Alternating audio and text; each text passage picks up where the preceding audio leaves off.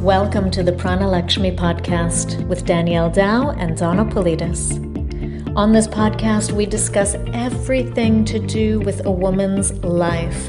This is for the woman who wants to feel whole, fit, and powerful. Pranalakshmi is a temple space for amazing women to come together to talk about relationships, healing, parenting, children, feng shui, fitness, all things that a woman needs to feel phenomenal in her life. Welcome to Pranalakshmi.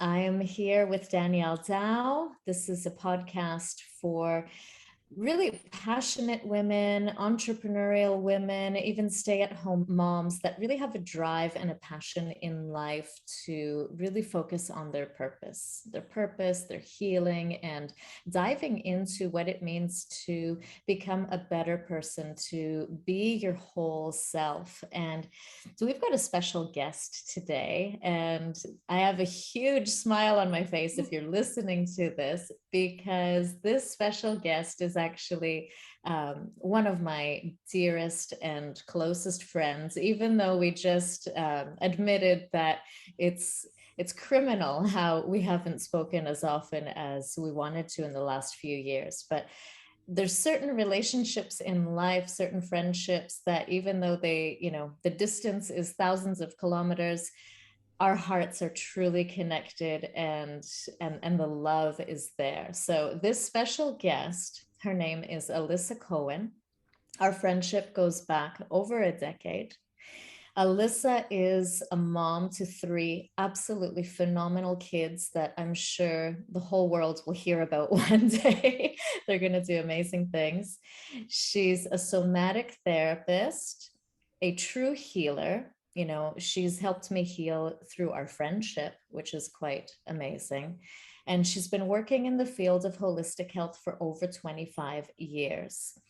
Her somatic approach to healing is one that helps people with chronic dis-ease.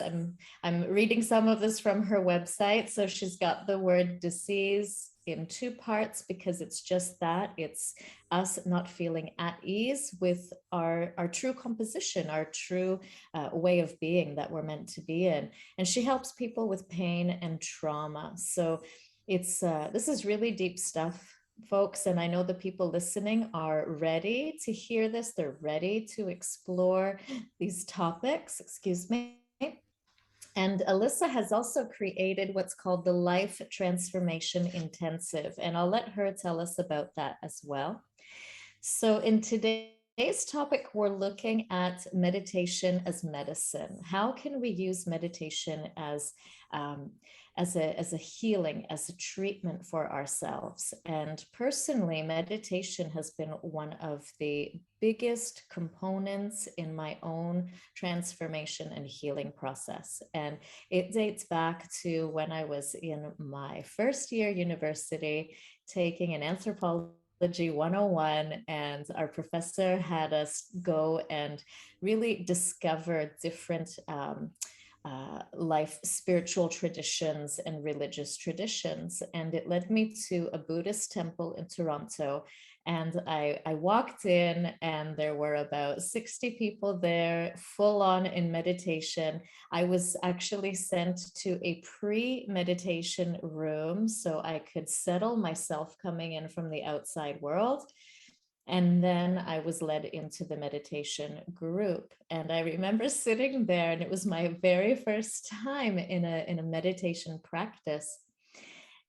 And every bone, every muscle in my body found an excuse to speak to me and want me to get out of that seat and jump up and leave.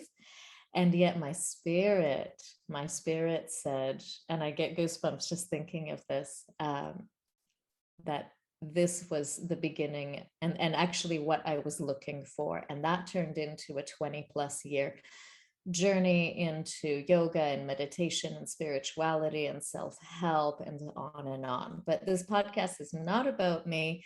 It's about us hearing from Alyssa and really all 3 of us with Danielle talking about our journey in meditation and how we use it as medicine. So Danielle, do you want to add anything here? I would be very quick because I would love to hear more from Alyssa. And we would like to use this precious moment to share Alyssa's wisdom with everyone. But from my side, meditation has helped me through my depression, through kind of like the very toxic relationship that I created for myself and that I encouraged, actually, that I nourished. And long ago, I come from a family who really value all holistic, the holistic life or a holistic lifestyle. But I tried many different meditating techniques and tools. I really believe that the universe sends you the right people at the right time. And it was really during my transformation period, kind of my transition from the corporate world I was living in towards a world of coaching and therapy and good nutrition and so on. So I met this lady who led the Art of Living meditation group in Dubai. She was the meditation facilitator. And she told me one day, why don't you come and join us? We're having this program has just started. Why don't you just join us and see if you like it? But I really feel that you will. And then this is where I learned Sudarshan Kriya, which is Art of Living is founded by a guru called Shri Ravi Shankar. He was like any other guru in India who had many followers, and he was practicing and teaching yoga and meditation. But one day he realized that most of people, when they're meditating and they're practicing yoga, they're happy during a period of time, but then they fall back into this the self misery, the down period. So he went on a 2 week silent retreat and studied creatures, studied animals, how they breathe, and studied like species in general, and humans and babies and kids. And he realized that the essence of human happiness or just life is just breathing. So he developed a breathing technique called Sudarshan Kriya that has helped many people around the world to recover from depression, from illness, and that helped me. And since then, I have rarely skipped periods of time where doing at least the Sudarshan Kriya that takes like just 15 minutes, and I'm really grateful for that. So I would love to hear more from Alyssa because I know how powerful meditation is. I'm the witness here. Donna is the witness. So we practiced it on ourselves. So, Alyssa, welcome. Welcome Thank to our you. podcast. We're so happy you're here with us. Thank you so much. I'm so happy to be with both of you and to talk about meditation, which is something I'm so passionate about. And, when I hear from people who come to talk to me often say, well, I tried meditation and, it helped me relax a little bit, but it didn't change my world. And this is something that I hear frequently, especially because I'm a little calmer when I meditate, and maybe I'm a little bit less irritable. But that most people who pick up a meditation app, and there's amazing meditation apps now. You can be led, by so many different people, so many different choices. So people at a time that people have so much access to meditation, the way I see it, there's a gap between the initial benefits, which people can achieve by learning how to slow their minds and those basic things, becoming calmer, maybe sleeping better, just generally feeling a little bit better. But for people who have, more intense struggles, how to take that, 15, 20-minute meditation app and actually make it into something that could be a form of medicine, there's quite a gap there. And so I hope that maybe we could talk about that because I think at this point, probably your, listeners will be a bit familiar with, the more accessible benefits of meditation because so many people are talking about it, which is fantastic. When we started this, even Donna and I used to sing mantra music together. And, at that, which we loved, and it's a form of meditation. And at that time, even then, 10, 12 years ago, it was still so much less general awareness than there is right now. Right now, meditation to me, is a relatively household word. Most people who are interested have dabbled a little bit. So then the question becomes, what's next? What happens and why does it happen? How can some people say, like, meditation helped me heal depression, and some people say, yeah, I'm a bit more there's a big difference in terms of what people are claiming it helps them with. And so I don't think that it's that you haven't found the right technique necessarily. I think we need a little bit of philosophy, firstly, to understand, how it can be so transformative. So I would propose a little bit of philosophy to understand, and then, a little bit of examples of how this can actually happen. So first, philosophically, most people perceive themselves as I am having this experience. I am sad, I am angry, I am whatever, I'm in pain of one kind or another. And what they don't perceive is that, the individual, we are made up of so many of us. So I, Alyssa, am sitting here in front of my computer screen talking to you about meditation. But simultaneously there are other aspects of me that may be doing other things, not because I'm mentally ill and have a split personality, because that's another thing people think when you tell them this. No, but because even in the most healthy people, there are so many different aspects of ourselves. And when we meditate, we get to see what's happening from what we call witness consciousness. So this is the muscle that gets trained to observe what's happening within the body-mind as we're sitting and breathing. And that muscle, like anything else you exercise, until you start using that muscle, most people don't have it. And so there's a kind of discernment that begins to happen when we start watching ourselves with an open curiosity, when there's a sensation in the body and we can observe it, be with it, inquire around and within it, as though there's an aspect of ourselves that needs something, and that's being spoken through the mental or the physical symptom. So that is, when we start to perceive ourselves like that, then meditation becomes not actually the solution, but the tool with which to care for ourselves in the way we don't know that we need care. Because the things that need care are repressed and being expressed through the symptoms. So I came to this work, through practicing homeopathy. I'm trained as a homeopath.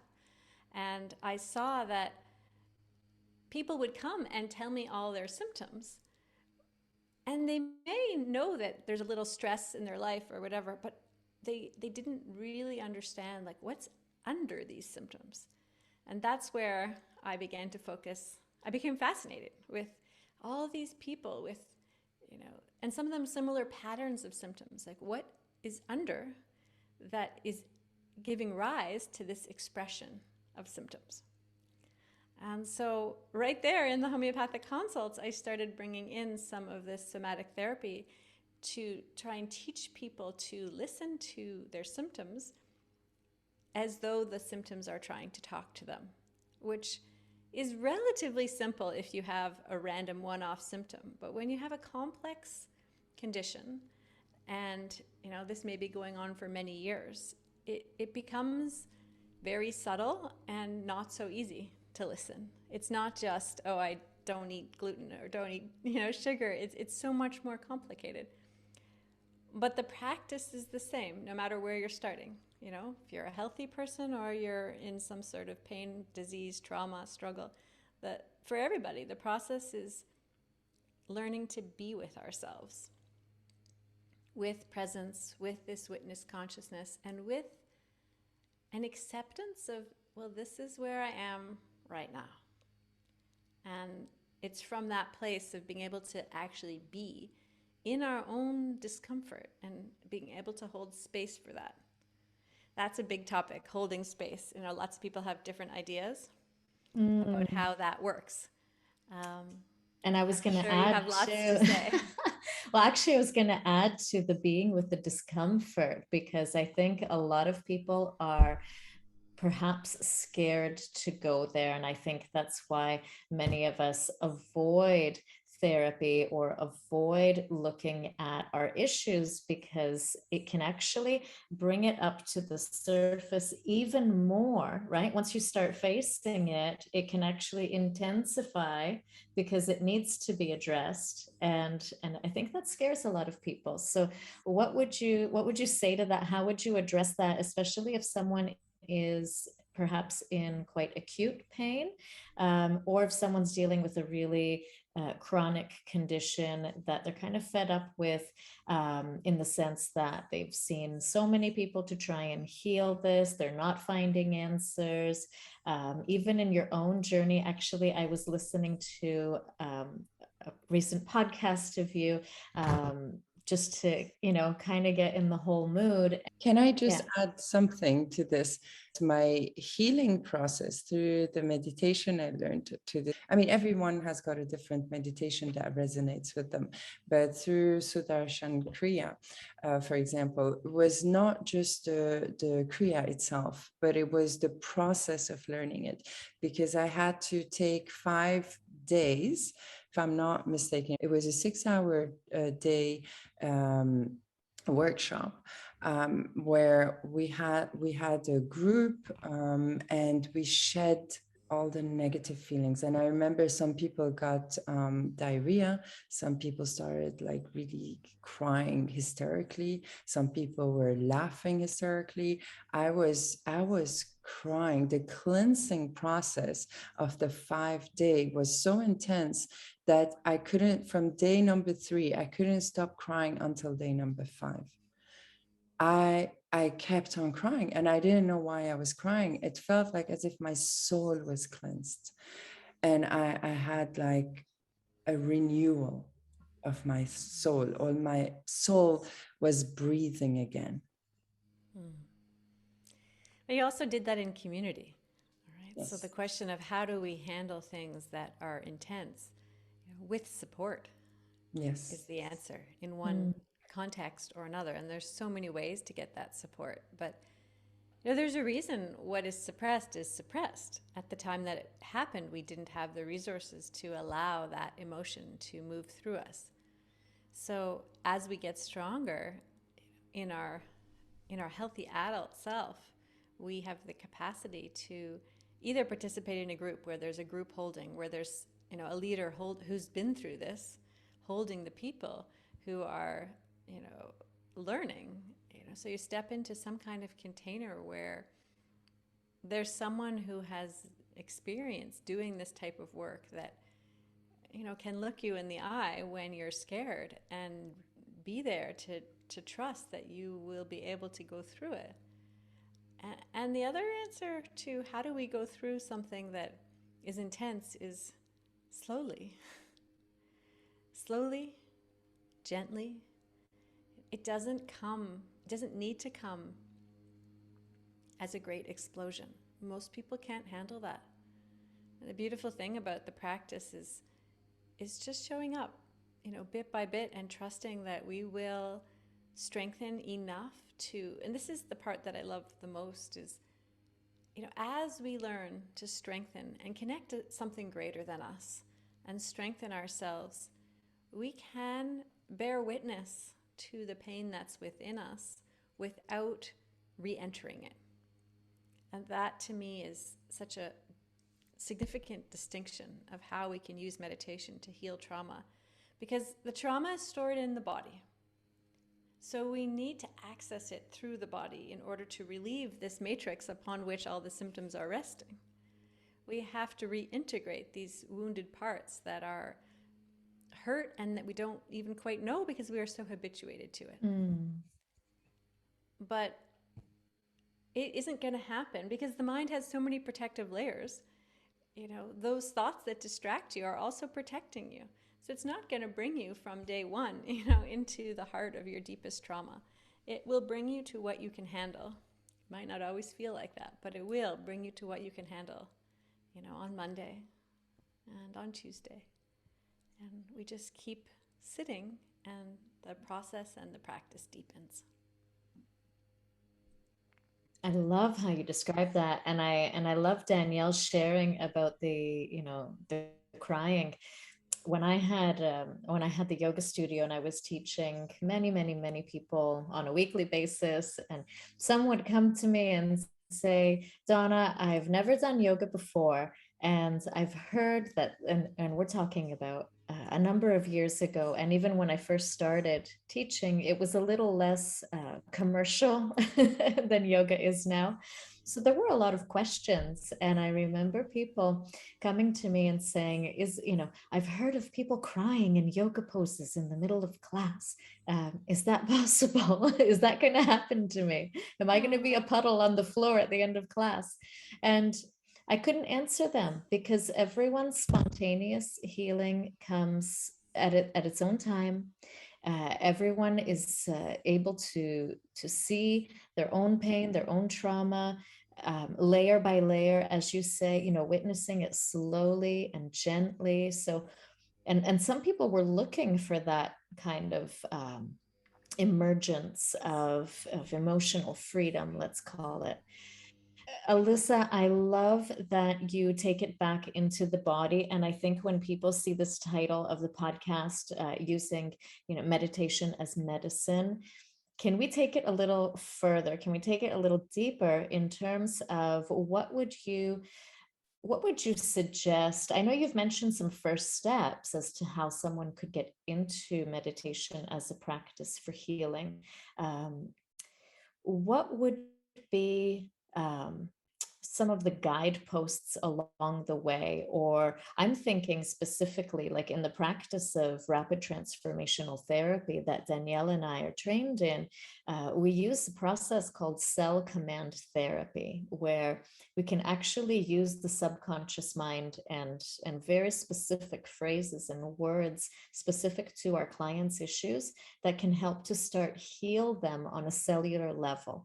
How can you guide us into some of, like, a little bit more specific practices that you would use with clients, or help guide people into what are some of the techniques that they can start to use to heal themselves on a physical level through a meditation practice?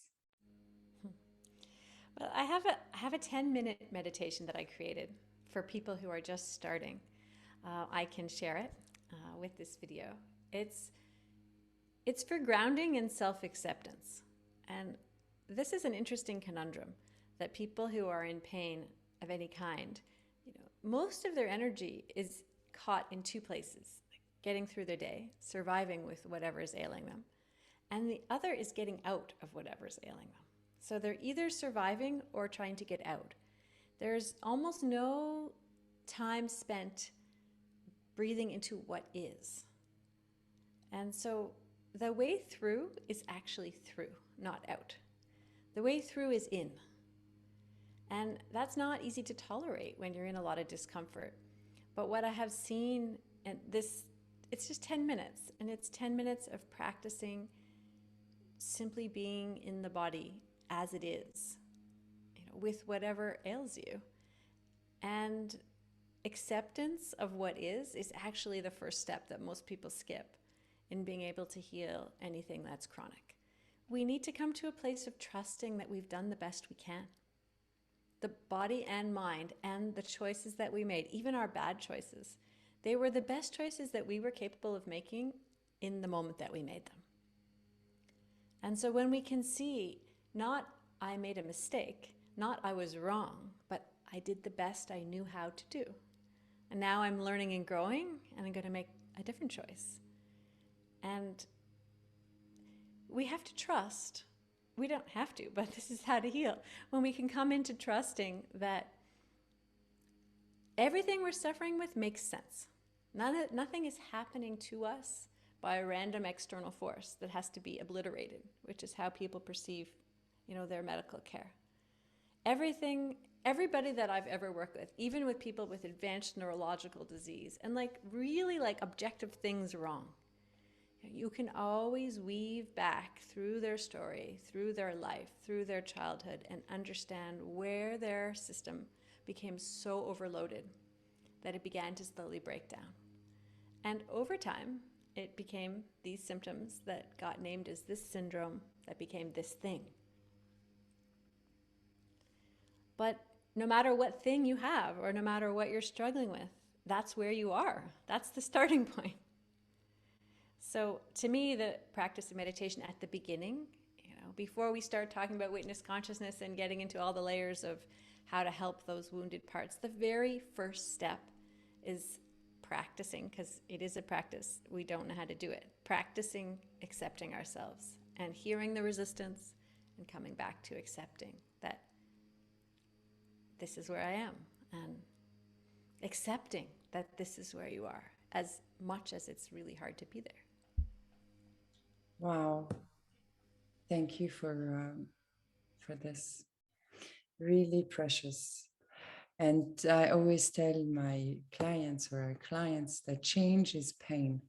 It's like going to the gym, and when you start building these muscles, you go through some pain until you make it, you make it to where you want to be.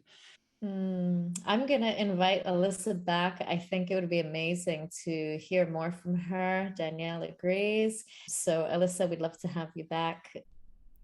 Thank you, everybody, for listening to the Prana Lakshmi podcast. My name is Donna. I'm here with Danielle, and our special guest was Alyssa Cohen. Alyssa Cohen is a healer. She is the founder of the Life Transformation Intensive. You can find Alyssa at alyssacohen.com, and Alyssa is offering you a free downloadable 10-minute meditation for grounding and acceptance. This is a thank you gift for listening to this very informative podcast, and this meditation will help to guide and support you to land into the present moment, become aware of what's happening for you right now, to listen within to where your body is closed or stuck, to practice accepting yourself and cultivate self-compassion, to be open to your inner sense of what you need right now. And she gives you a 2-page guide with tips to make meditation easier and more fulfilling. So all you need to do is follow the links, sign up for our newsletters, and you will get this beautiful downloadable free 10-minute meditation with this 2-page guide. And you can use this meditation at any time to feel more grounding, to feel more acceptance. We want to hear from you. Make sure to subscribe. Make sure to share with your friends, comment, and join us on our Instagram channel.